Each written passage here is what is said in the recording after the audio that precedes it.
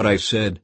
For no one can come to me unless the Father who sent me draws them to me, and at the last day I will raise them up. As it is written in the Scriptures, they will all be taught by God. Everyone who listens to the Father and learns from him comes to me. Not that anyone has ever seen the Father, only I, who was sent from God, have seen him. I tell you the truth, anyone who believes has eternal life. Yes, I am the bread of life. Your ancestors ate manna in the wilderness, but they all died.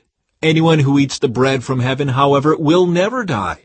I am the living bread that came down from heaven. Anyone who eats this bread will live forever, and this bread which I will offer so the world may live is my flesh. Then the people began arguing with each other about what he meant.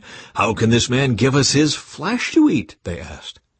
So Jesus said again, I tell you the truth, unless you eat the flesh of the Son of Man and drink his blood, you cannot have eternal life within you. But anyone who eats my flesh and drinks my blood has eternal life, and I will raise that person at the last day. For my flesh is true food, and my blood is true drink. Anyone who eats my flesh and drinks my blood remains in me, and I in him. I live because of the living Father who sent me. In the same way, anyone who feeds on me will live because of me. I am the true bread that came down from heaven. Anyone who eats this bread will not die as your ancestors did, even though they ate the manna, but will live forever. He said these things while he was teaching in the synagogue in Capernaum. Many disciples desert Jesus. Many of his disciples said, This is very hard to understand. How can anyone accept it? Jesus was aware that his disciples were complaining, so he said to them, Does this offend you?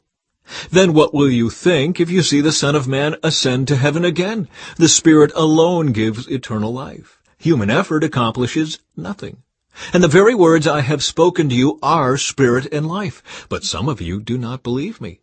For Jesus knew from the beginning which ones didn't believe, and he knew who would betray him. Then he said, That is why I said that people can't come to me unless the Father gives them to me. At this point, many of his disciples turned away and deserted him. Then Jesus turned to the 12 and asked, Are you also going to leave? Simon Peter replied, Lord, to whom would we go? You have the words that give eternal life. We believe, and we know you are the Holy One of God. Then Jesus said, I chose the 12 of you, but one is a devil. He was speaking of Judas, son of Simon Iscariot, one of the 12, who would later betray him.